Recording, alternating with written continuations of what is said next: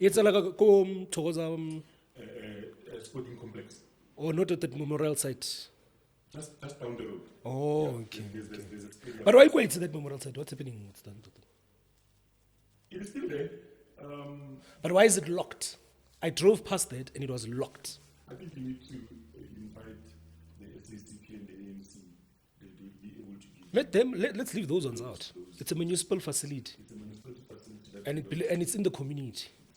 And it reflects on their society in the community that they live in. So why is it locked? Why gate equates? it's utilized by political parties. It's no longer belonging to. So it's used for political grandstanding. All right, let's go. Sure.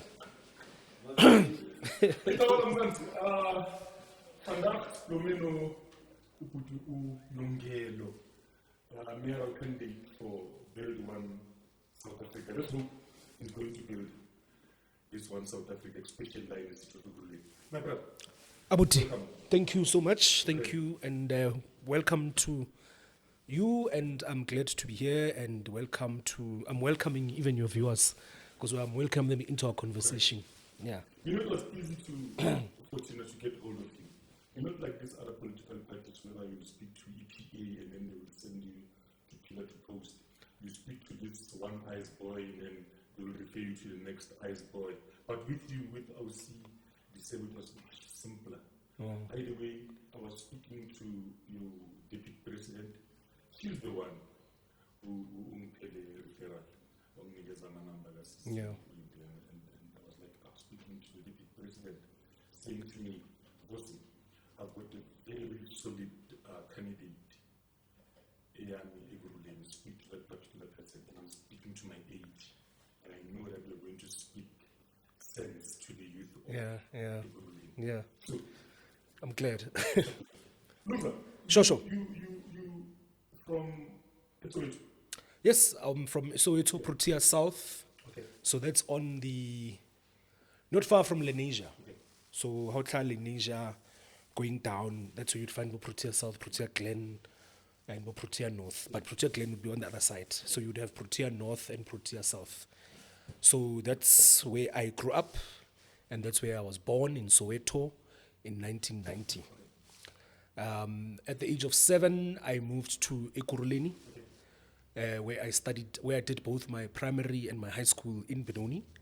And I also then went to Boston City Campus, where I studied public relations. Also then qualified in the National Certificate in Marketing. So at Boston, I did my diploma in public relations. So yeah, that's my background and that's my history. But primarily, I'm from the arts. I'm a former arts activist. I'm a former student activist, and I'm a former youth activist. I served in those structures, so I'm from the community. So there's no aspect of the community that would sound unfamiliar or new to me. I've lived both the experiences Tsakokasi, and I've lived all sorts of experiences that one would be able to attest in any sort of conversation. So and I think that's what makes a South African, is to be able to have lived the experiences of an ordinary South African on a daily basis. Which part of Ekurhuleni you love from? So I'm in Benoni, in Sekaslagashi restaurant. Oh, I'm from a very diverse community. I'm in an area which was previously and historically allocated to the South African Defence Force. I must tell you a very sad and an inspiring one for some odd reason. A community where 10, 20 years ago, believe it or not, you would not find on the GPS location. I later learned through my curiosity that was actually a place where the government of the time would take some of our brothers and sisters from the surrounding townships and have them killed in that area. So it was a secret location of the apartheid government. And why I'm saying that it's an interesting one and it's an inspirational one, because it's the same location today that has produced myself as a mayoral candidate for the city. And having a backdrop of political consciousness and understanding, I then try to ask myself the question, how does the past come together with the future? And it is brought by a driving force of determination of that question. Because that is where sacrifice happened. And through that sacrifice, we now find ourselves finding an expression and a voice through a democratic system. So when we were chatting earlier, and I asked you, why is that place closed? Why gate equates? Ile a memorial site That belongs to the community. that belongs to the community and a municipal facility. What are we then saying? Are we really? Because when you speak about preserving history and promoting history, you can't begin to speak about that and speak about a venue that has its gate closed for a community. Does that history not belong to the people of Thokoza? Is that access only needs to be given when there's a showcase of, oh, Konje, we had this moment in history, we had this time in history? No. Majority of school kids are walking past that gate, majority of which you might not even know how we got to where we are or to the point that we are in now. And it goes back to the type of society that we have now. We would need to ask ourselves the question, what is it really reflecting about the future?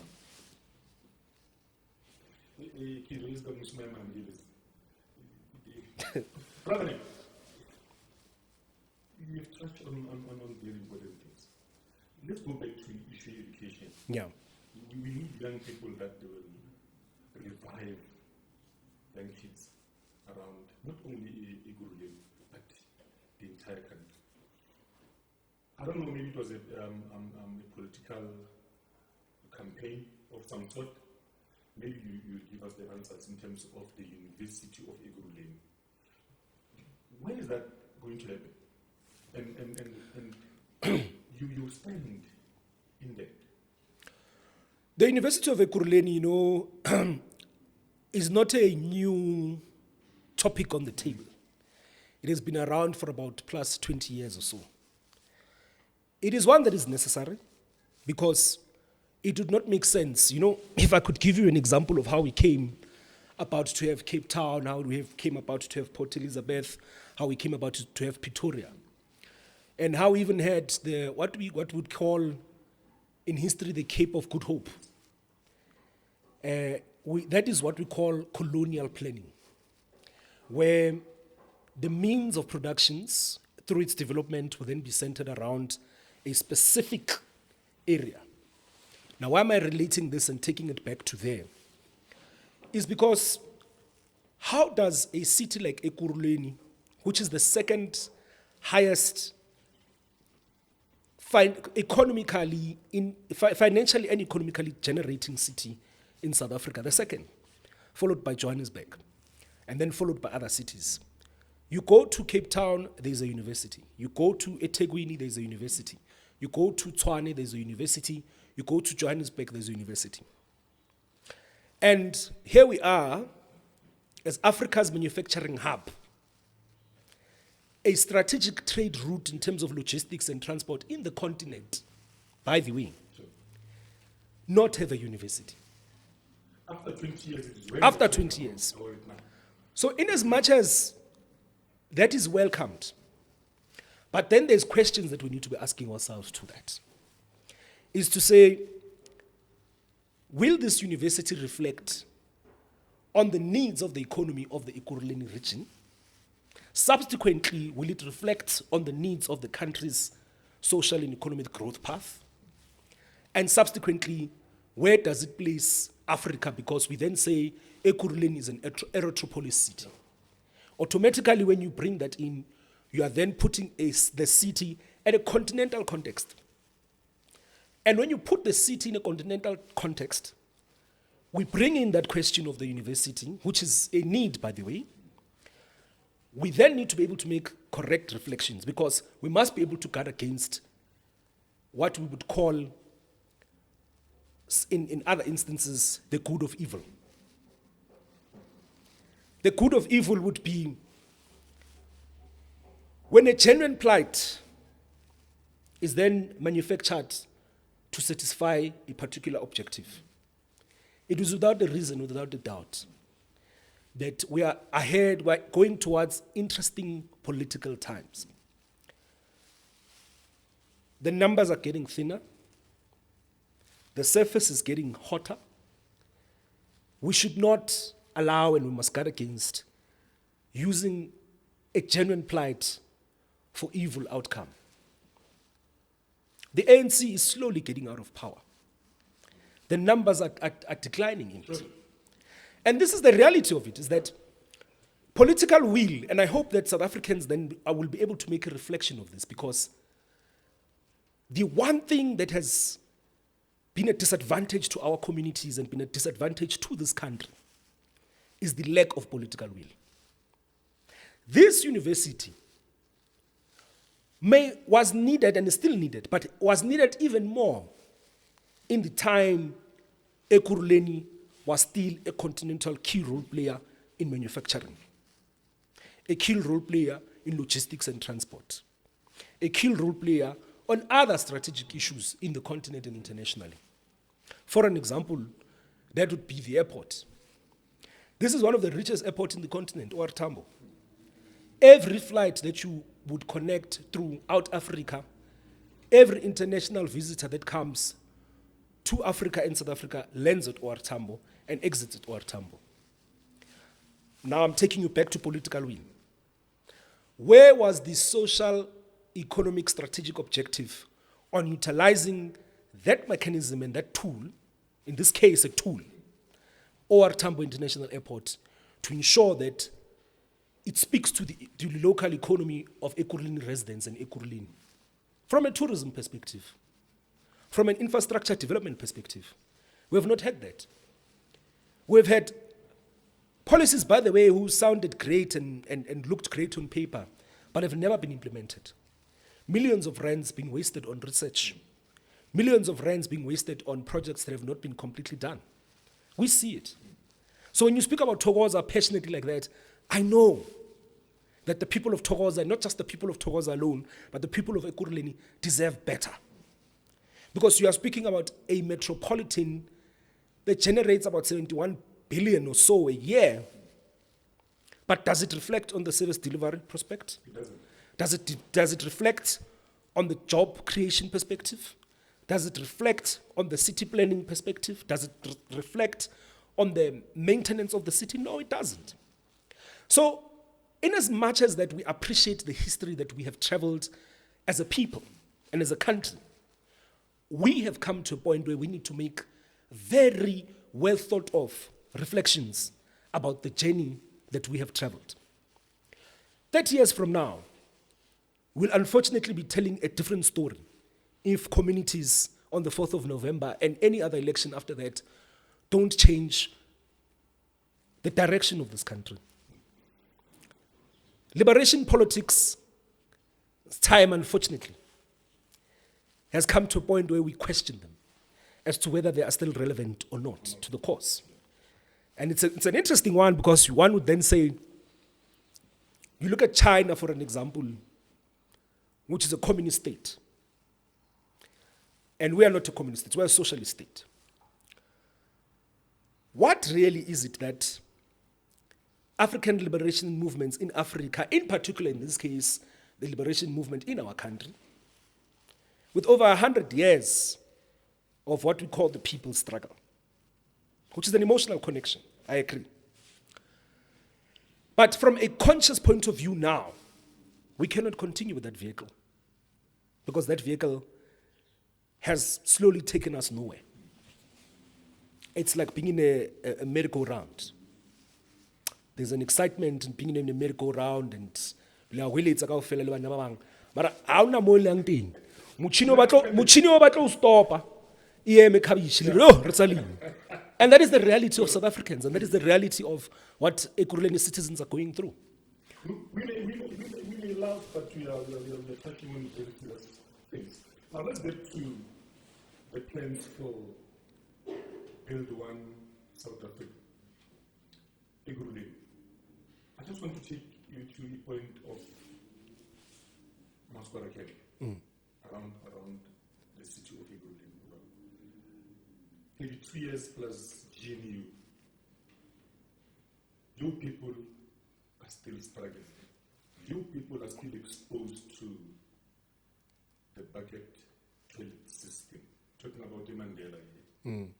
I'm talking about the Greenfield. Right? I'm talking about the Makaus. Should you take over Ekurhuleni, your plans around it? First of all, Ekurhuleni owns land. Let's start there. Second of all, Ekurhuleni has integrated departments that would speak specifically to water and sanitation and electricity and so forth. But to respond directly to your question, and hence I started with the opening to say Ekurhuleni has its own property, rather. And even outside its own property, through public-private collaboration and partnership, why is it that 32 years down the line, we are struggling to allocate areas in which we can be able to create proper and decent and dignified human settlement locations for the people of Ekurhuleni? Because one would allege and say, it suits the fat cat for me to take out a tender to electrify Makaos. It suits the fat cat to have a tender that would go out on the bucket system. Millions, by the way. And I'm sure if you count those millions in 5 years, you'd have probably built probably to 1,000 RDP houses or more. So it goes back to that. It's lack of political will. But to speak what our plans are, we have a view and a slogan that says innovation for prosperity. And I know it sounds like it's a far-stretched thing for our people. But it's also to say our city, our future. And how we see our future is to see the people of Ekurhuleni being integrated socially and otherwise. It can't be that 32 years down the line, we still have informal settlements and we still have this sort of spatial planning that still exists in our communities. We need to ensure that we increase a budget for human settlements in the city. You do not put someone into a settlement without ensuring that there's a job in that. So we need to also look at that perspective to say, from a strategic point of view, how do we enhance the investment into Ekurhuleni? A lot of businesses are leaving Ekurhuleni. What we need to also be speaking about now is that how do we keep those businesses to stay in Ekurhuleni? And whilst they're also being kept in Ekurhuleni, how do we then streamline the economic participation to local ordinary communities of Ekurhuleni? Black, white, whatever color, race, gender there is. Because we also need to come to a point to appreciate and realize that, yes, that poverty might have a higher statistics in other races or so, but poverty does not know a gender, poverty does not know a race. So as you create a human settlement program or system for the people of Ekurhuleni, it is accompanied by other issues that you would need to address. So ours, as Build One South Africa, that we are strong on, is city infrastructure, the expansion of public infrastructure, and that goes without saying that it automatically then speaks to the question of human settlements. So it is one of our top priorities and agendas to invest in the people and to invest in the economy and the infrastructure of Ekurhuleni. And that goes without saying that includes those people that you are speaking about.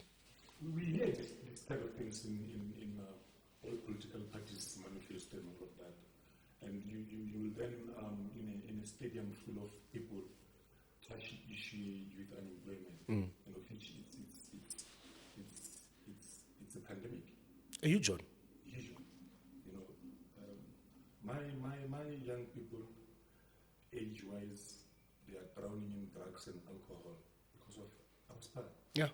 The plans for Build One South Africa. I'm a young person and I'm from the arts and I've been exposed to a number of different things. And with that being said, I share the same great concern. And me, as a mayoral candidate, it's one of the things that even in the party, we speak quite strong about is the involvement of youth, which is currently sitting at more than 50%. This is just youth. Now we need to be able to classify the types of youth and the types of people who are unemployed. So you've got the youth that's a graduate that came from varsity who cannot find a job.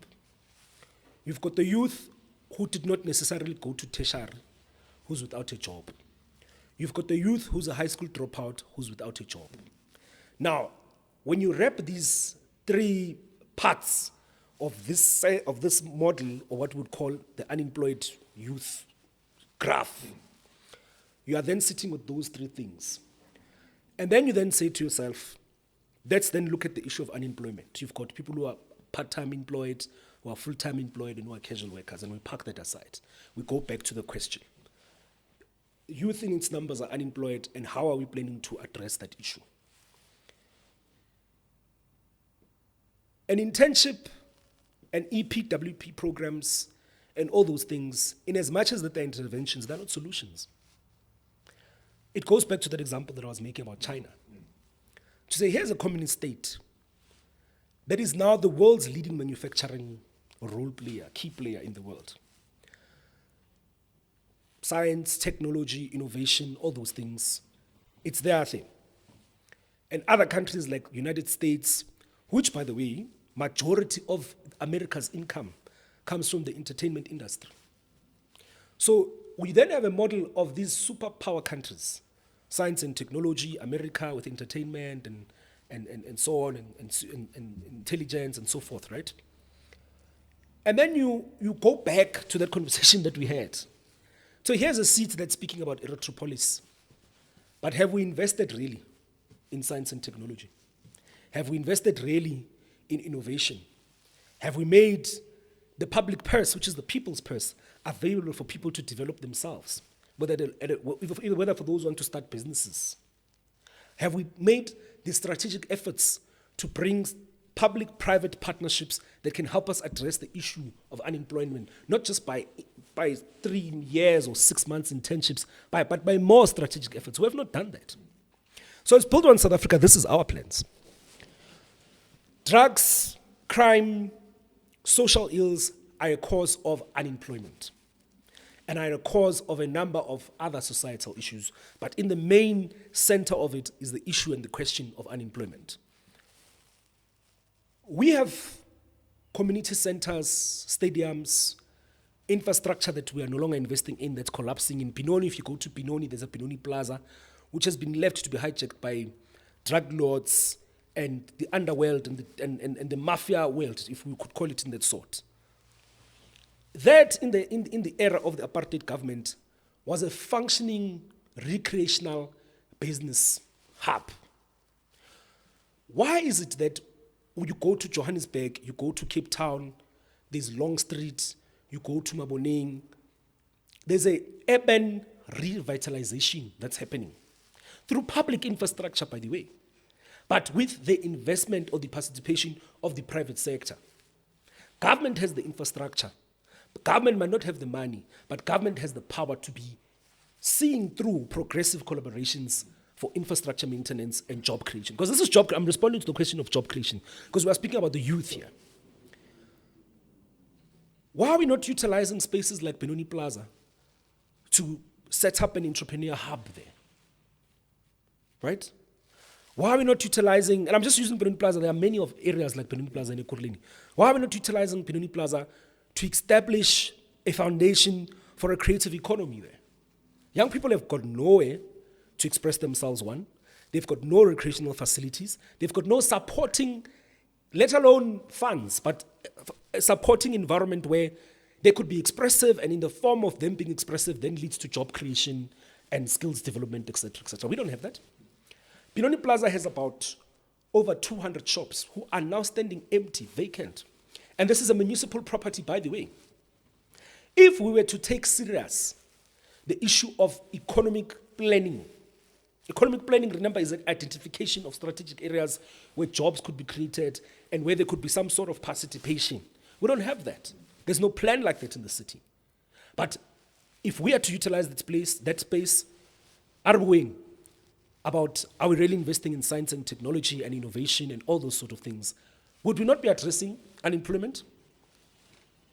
SETAs, by the way, are sitting with billions of rands. We are not utilizing that. And that's a state machinery. It's a state machinery. It's what I would always say in my times when I used to speak as an arts activist, of which I'm quite still strongly am, is to say the question of the poverty within the arts and culture and entertainment sector, is it a self-inflicted one, or is it one that is of lack of information, or is it one of lack of political understanding and will of the sector?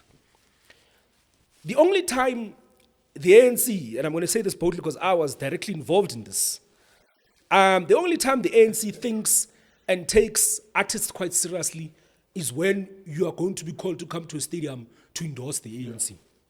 I was there, I was part of it.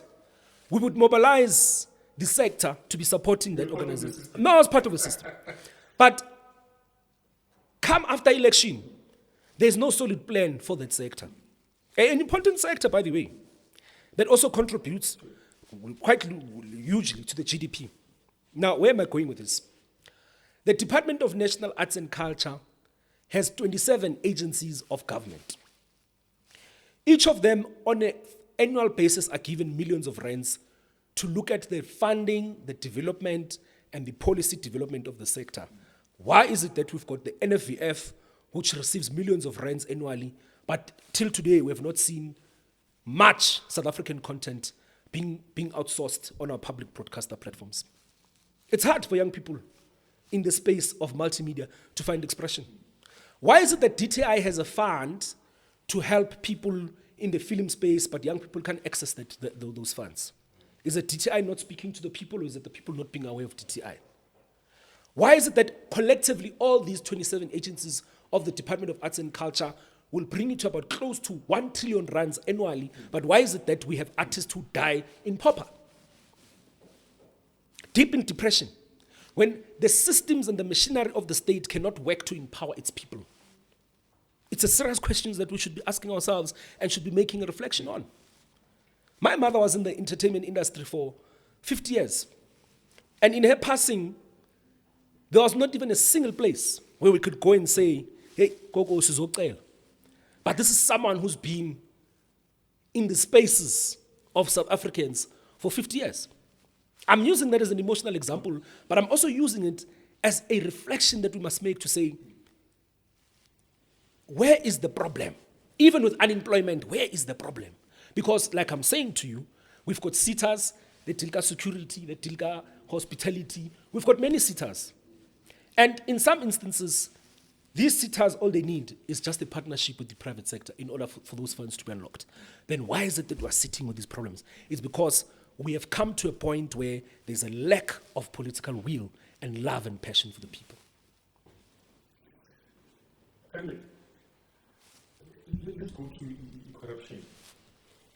And I want to ask you this question because myself and Mkiti, you and Amakomri Dwakola, we've experienced this. And I, for myself, I can't take this anymore. Where you'll find the city manager, by the way, the government employee owns a mansion house worth 40 million rand. Under this government of national unity, and even before, right? You find a godsend by the name of Mkamafule, who, by the way, after discovering Mori 1.8 billion, that was meant to go and clean the same toilets that we've spoken about. I figure some people somewhere they were to forget the money. 3 days later, then it was cleaned. You find now the current city manager, whereby the way he was taken to court, I think he's about to attend very soon, with the government's money. He's still sponsoring Ely Queen and buying them houses worth millions of rand. Build one South Africa in terms of dealing with the issue of corruption that has collapsed. listen to school managers. How are you going to make sure that in a city of Ekurhuleni and country-wise, the corruption gets to be eliminated? Yeah, no, corruption is a is another illness of some sort. You know, I see it. I would describe it rather as a chronic disease, because it's a disease that's robbing South Africans and communities of their basic rights, the rights to water and etc. etc. We've all seen it. We are all watching Madlanga. We are all seeing through the parliamentary ad hoc the things that have been revealed in the city of Ekurhuleni. And, unfortunately, judiciary systems and some legal systems become a prescript of national government. But what is not an excuse is that the hiring and the firing and the suspension of officials lies within the city powers.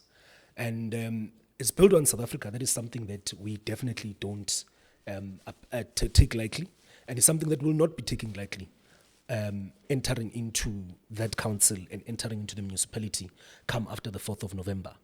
We believe that whilst the necessary legal processes are unfolding, we've got the right to protect the citizens of Ekurhuleni from people who pose a harm in stealing from the public purse of the people. So on our stance, there's a stance of zero corruption, and which is why even in our manifesto and in some of our policies, we speak quite very strongly of this. So even people that we've brought in or that have been identified to be ward councillors and etc., there's a very detailed and strict scrutiny that is done in terms of the people that we are bringing in. But to answer your question, when people don't love themselves and their people, that is what you're going to get. And that is what you're going to get when posts in government become about political affiliations and connections. Our standpoint is that we need to be able to bring in the right people into the system who are ethical, who are capable, and who are qualified to do the job. They're not going to come with a No. If Ukoko Nomkhulu has got the experience and is qualified, fine. But our priority is clear. Get the right people who are ethical, who are people-driven, who are experienced and qualified to do the job. Because what we are sitting with here is the results of cadre deployment. And cadre deployment, we can debate it for quite some time, but cadre deployment becomes a hurdle to progress of residents, and not just in the city or in the province, throughout the country. When you love what you do, you would not do something that would impact its future. And I'm from a very interesting thought of thinking. I had the privilege to serve in the Gauteng Arts Council, the Department of Sports, Arts and Culture, and I was responsible for about 20 million rand a year, right? Throughout my term, I was responsible for 60 million rand, right? And a lot of people, and I'm just saying this as a side thing to what you're asking, a lot of people who would interact with me at the time would have this expectation that, hey,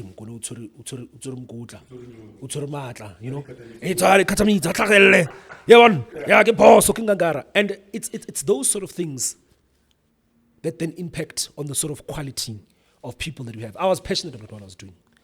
What I was fighting for there in my term in those institutions was to ensure that these funds reach communities, that young people get an opportunity to express themselves through their craft. And I can say it with the biggest pleasure that my term in those institutions made a difference in communities. And that's what makes me sleep at night. Not a slay queen who's supposed to make me sleep at night, but knowing that opportunities have been opened for others when those doors were locked. So it goes back to that. You need to get the people who are passionate about what they're doing. Because can you imagine if I did not have that passion of what I was doing, I would have been in the books. I've been in the books. Here I am, as ordinary as possible, with all the experiences and the opportunities that I've had in my time. It was not about self-enrichment, and it's still not about self-enrichment, and which is why I then see myself as a suitable candidate to serve the people of Ekurhuleni, because not in the moment of my life of opportunity to power, access to resources, have I utilized it to the benefit of a core, like how it's done now, or of a party, but it's about the people. And which is why I stood up to this and I said, I'm getting into the battlefield to serve the people of Ekurhuleni, because I have seen those injustices happening to our communities. I've interacted with the communities who have been sitting 30 years without a title deed. 30 years without a title deed. Can you imagine how many people have passed on in that space, in that family, or in that community, that abogogo who have passed on, not knowing what abazulu babo share esimweni sinjani. 30 years, no title deed. So it can't be us again who come back and harm that, right? We're inspired by the future. We're inspired by history. We're inspired by progressive things that are happening around the world. But let them not inspire us to be people who want to loot the public purse of other people, because whilst we're looting, there's a family sitting without electricity. There's a grandmother or a sick person in the family who's about to die because the electricity has been gone for long. Right? You can't do that. You can't want to find yourself being expressive at the cost of the lives of other people. And that is wrong. That is murder. It's another form of brutality. How do you sleep at night knowing that? How do you sleep knowing that there's a child who can't go to school because the bus couldn't pick them up, because the tender that was given to the person to collect bana has eaten the money, so that they or she or he can take their Bentens or their slay queens to Afro Nation or to any other program? Why, what sort of society is that? It goes back to the question, what really were we fighting for democracy for? So I see, and I relate with myself and my conscience with the youth of 76 who said, enough, we are standing up, we are rising to the occasion. And I wish that the youth of South Africa, and in this case, the youth of Ekurhuleni, come to a point of realization that this country has potential, this city has potential, and it is our time to rise to the occasion to ensure that we protect that future, because it's what that generation did, and it's what the previous generation did also. So we need to go back to say, Harwaka generational mandate, what are we speaking about? Is it just some sort of an ideological debate or a political position? No. And a generational mandate is a purpose. And the youth of Ekurhuleni need to realize its purpose is to ensure that we make this city the city that it deserves to be. Ekurhuleni raised you, and you are here to serve it and fight for it. Definitely. My brother, in terms of, I want to bring you back quickly to the issue of RDPs and the plans for your political party. You coming in as the mayoral candidate. The extortionists, they've taken over. And they're not working alone. Somewhere in the housing department, you'll find that there's an official that is assisting them in terms of when RDP were built. Unfortunately, those whom their political t-shirts, they thought to which they entitled, they didn't register for those houses. The government were to give it sold by the thugs. And the government and the police force, they are doing nothing about that. Kunabantu from BOSA Katoras, whom have registered since from 1996, even today, they haven't actually what they've registered. Some died. Some even died. Goes back. Because we need about change. We need about change. You cannot rely on history. No, never. While people are struggling. History can't feed you. The plan for Ekurhuleni is important in terms of corruption. The plan of your political party assisting those who are struggling. Our plan is clear. When we take over the city, one of those departments that we would be looking quite detailed in is that human settlements department. Because what you are saying, I've heard it. I've heard it in communities that we've been interacting with. We've heard it from kids whose parents have left them, from young adults whose grandparents have left them, to say, namanje, asikatholi indawo. Abanye let alone asikatholi indawo, we have not received our title deed. What is the reason? There is no reason. Because from 2000 going up, most of those responsibilities were transferred from provincial government mandate to a local government mandate. we cannot be using that excuse 20 years later about that. It's about administrative processes of the city. It's about the planning of the city. And it's about the ethical question again on who are the people who are leading those departments politically and what sort of administration have we deployed into that. Which is why I'm saying the question of deployment becomes a problem to this very same crisis. As Build One South Africa, we are saying, let that process be transparent, let it be opened, and let that process be speeded up. And I think it would not make sense for even Build One South Africa to say, give us a couple of months to look into the issue. That thing is a matter of itlango pele. Tell us when you have applied, do this thing here. You know, sometimes the bureaucratic system creates some sort of delays. And we are an action-driven party. And definitely, that is one of the actions that we'll be looking into. To address the backlog, one, we need to address the backlog. Who are those that have applied? There's people who've been on the list who have now been hijacked by other people. There's people who are selling the list, the waiting list. So those are the things that we need to do. So we don't only need to tackle the backlog, but we need to tackle the corruption in that process, because that process is very corrupted. And without any fear and favor, Build One South Africa will be addressing those issues. It means that those who need to be locked up must be locked up, because we are not going to tolerate a system and a society that delays the progress and the livelihood of other residents of Ekurhuleni. Not that I want to throw under the bus, but quick one, and then we move to much on much. Yeah. Ayanda, clearly even yourself, you don't want your political party to be seen as other political parties that they will expel their members. Ayanda, membership has been terminated, and she went furthermore on social media because of, in our business, members are no longer, closing the door and discuss Yes. issues. They will go to space media and all of that. One of the things that she said is her membership termination. It was the reason that she went to find out what a political party was used for other things, not to serve the purpose. Do you want to breathe on that? No, I wouldn't, because I wouldn't know. In as much as we're in the same party, I don't know. I've not really been made familiar with what's been what.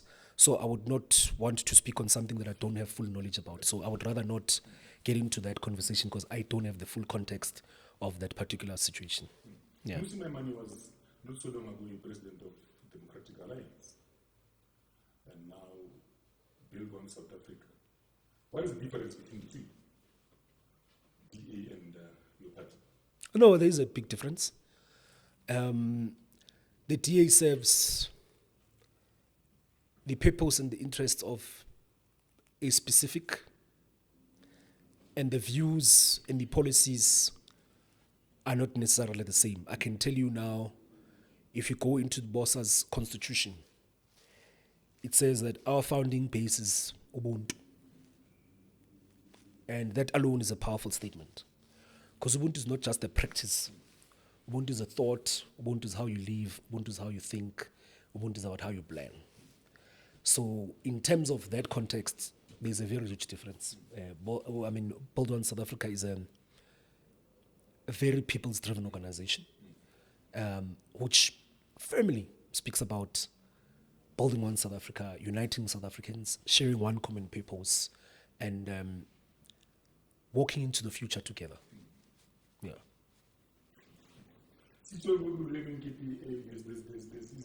There's post here. Sister, you don't know. There's a lot. There's a lot here. I don't think. What do you think? For example, my leader, remember budget, right? They were to reject the budget for I think 3 times, and then the 4th time, then the budget was adopted, so to speak.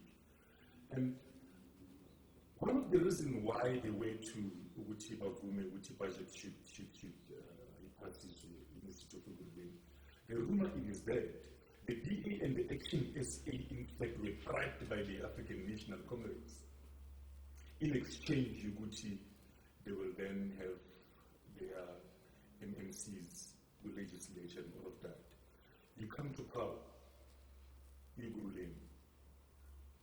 How then are you going to choose as to which political parties you are going to work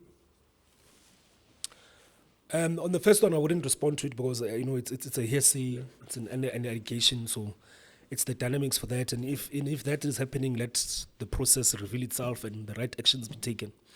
And citizens and residents must judge for themselves come 4th of November. To your latter statement, hold on South Africa's view that the representation of the residents of Ekurhuleni should not be on the basis of coalition negotiations. Build on South Africa is clear on what it stands for. And if there is any party out there which then aligns with what Build on South Africa stands for, why would we need to build high walls and close doors for those sort of conversations? As long as those conversations are ethical and they're not about exchanges for favors and they're not about toramo. Like I said, we've got stand viewpoints, and anything that speaks to the protection and the development of the residents of Ekurhuleni is what Build One South Africa will enter into a conversation to be able to unpack those things and look at what's what and how does it speak to the people of Ekurhuleni. Are you busy maybe somewhere in Benoni and other parts of Ekurhuleni trying to be relevant in terms of assisting in closing the potholes? No. We don't believe in popularism and populist stances built on South Africa.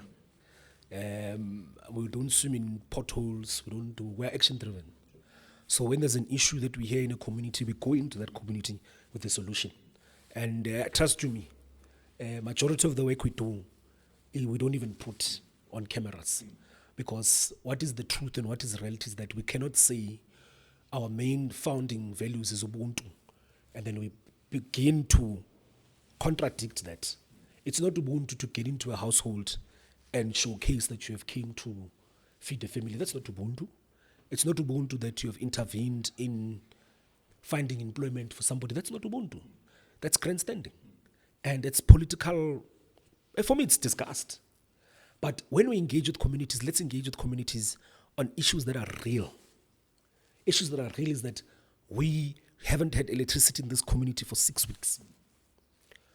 The water that we have, whether that issue does not even necessarily fall at the municipal scope, but it's our duty as people who are part and parcel of the community to be raising awareness of issues, to say, here's a transport system has collapsed in Davidton. And what does that mean? It's not a municipal function, but hey, arboning issue in, and let's bring it to the attention of the powers that be. So we don't do that. Even on a number of other issues, our views are always based on what our ethics are aligned to. So no, we don't swim in swimming pools and duck and dive in halls. Ours is clear. Yes, the infrastructure is collapsed in the city. Here's our plan. Residents of Ekurhuleni, give us that opportunity. Here's our plan. Here's our manifesto. Vote for us. We know we have a plan. It's not just a pipe dream or something on paper. We've got the capability of turning things around in the city. And capability is not always based on how much you have or how much experience you have or how much qualifications you have. Capability can go to an amount of what your heart says. So when your heart is at the right place, things will come together. And I'm not trying to be a preacher, but I'm just trying to encourage the residents of Ekurhuleni, those who might say, hey, it's a new party, here I want to experience. Before you are a politician, before you are a student, before you are anything else, you are part of a community. And when you're part of the community, you become part of the reality of the daily lives of the people in this community called Ekurhuleni. So we know it from first hand. And we know what needs to be done and what needs to be lobbied to get the city right. That's one of the and I'm raising this because of you got a very rich history. Yeah. Your history speaks to Ubuntu, speaks to Africa Yeah. entirely. Your thoughts, please, Gulendo Yamashima. Look, it's a very thorny one because it's a real one. It's a real issue. Over and above that, the problems that South Africa is facing, we then have that issue. And that issue is then accompanied by other factors as well. Crime, unemployment, drugs, etc., etc. But there's also a view that we should not completely ignore. And I'm saying this with the plea for an open mind on the conversation. And yes, one might say, what is an open mind? But an open mind is just one that says, let's listen and let's reflect and let's hear the views. So it's not saying this view is correct. It's just saying, let us then interact on those views. Immigration has always happened.